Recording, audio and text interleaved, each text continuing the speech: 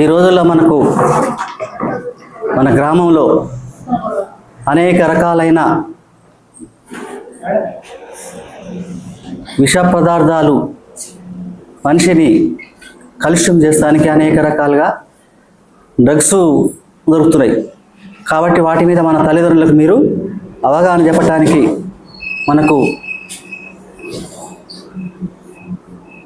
వాటిపైన అవగాహన కల్పించడానికి మనకు బై వాకింగ్ అంటే నడుచుకుంటా గ్రామాన్ని నడుచుకుంటా మనకు వాటిపై దాని వల్ల కలిగే నష్టాలను ఎట్లా ఉండాలి, వాటికి ఎంత దూరం ఉండాలి, అవన్నిటికీ మనం అవగాహన చేసుకొని మనందరికీ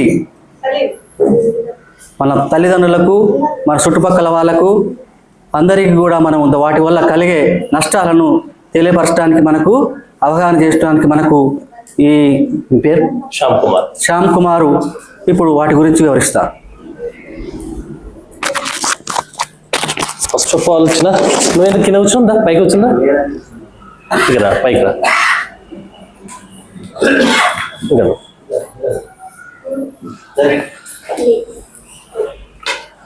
గుడ్ మార్నింగ్.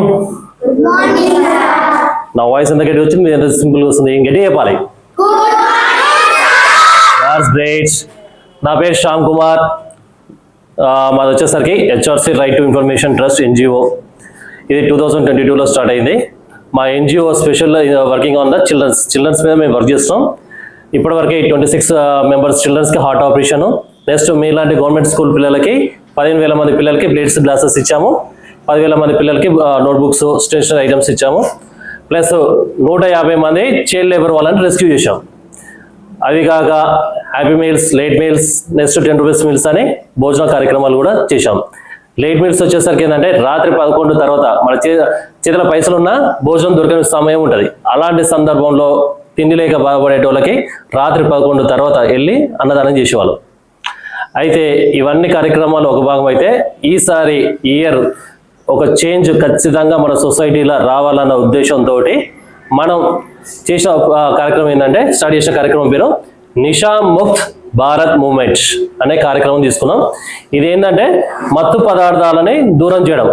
సరే మీరంతా చిన్నపిల్లలు, సార్ ఆల్రెడీ కూడా చెప్పిన ఏంటంటే చిన్నపిల్లలు వీళ్ళకి తెలియదని, కానీ మనకు తెలిసిన రెండు మనం నిత్యం చూసేది ఏంటంటే సాయంత్రం కాగానే తాగి వచ్చి గొడవ చేసే వాళ్ళని చూస్తాం, సిగరెట్ తాగే వాళ్ళని చూస్తాం. చూసారా ఎప్పుడైనా?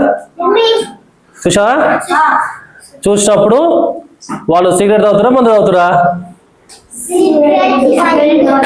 సిగరెట్ మందు తాగేటోళ్ళని చూసారు. వాళ్ళు సిగరెట్ తాగేటప్పుడు మీరు పక్కనే ఉంటారుగా, ఉన్నప్పుడు ఏమవుతుంది, ఆ పొగ మీ లోపలికి పోతుంది. అవునా? లోపల పోయినప్పుడు ఏమవుతుంది, మన లోపల ఉన్న ఊపిరితిత్తులో ఖరాబ్ అవుతాయి. తర్వాత మనకి ఊపిరి తీసుకోవడం ఇబ్బంది అయిపోయి దగ్గు వస్తుంది, తర్వాత జ్వరం వస్తుంది, తర్వాత మనం లేవలేకుండా హెల్త్ ఇష్యూస్ వస్తాయి. ఇలాంటి ఇష్యూస్ నుండి మనం కాపాడుకోవాలంటే ఏంటి, మనం ఏం చేయాలి అన్న ముఖ్య ఉద్దేశంతో మేము ఈ కార్యక్రమం స్టార్ట్ చేసాం.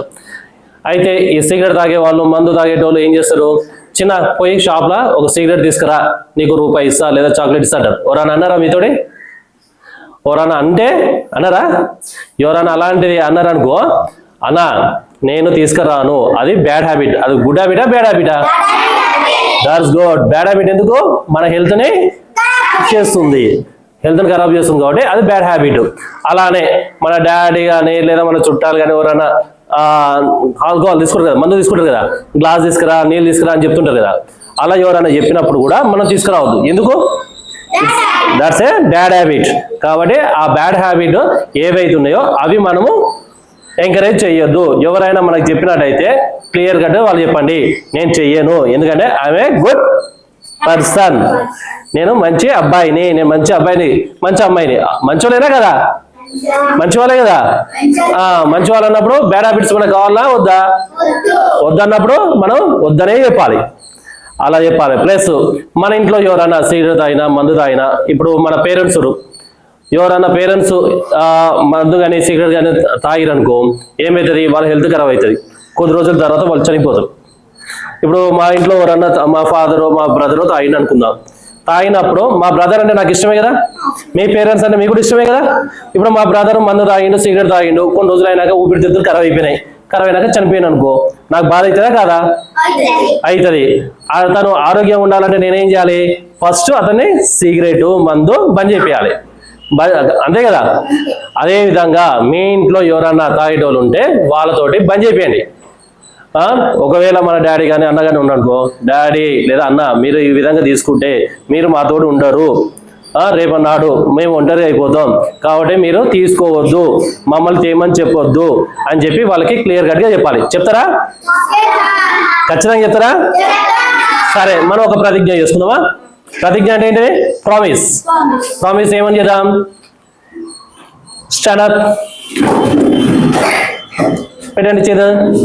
నేను ఈ రోజు నుండి నా అన్నదమ్ములు కానీ నా తల్లిదండ్రులు కానీ ఎవరైనా మత్తు పదార్థాలు సిగరెట్ మందు తీసుకుంటే వాళ్ళని నిరోధిస్తాము, వాళ్ళకి దాని నుండి వచ్చే దుష్ఫలితాలు తెలియజేసి వాళ్ళని విముక్తి చేస్తాము.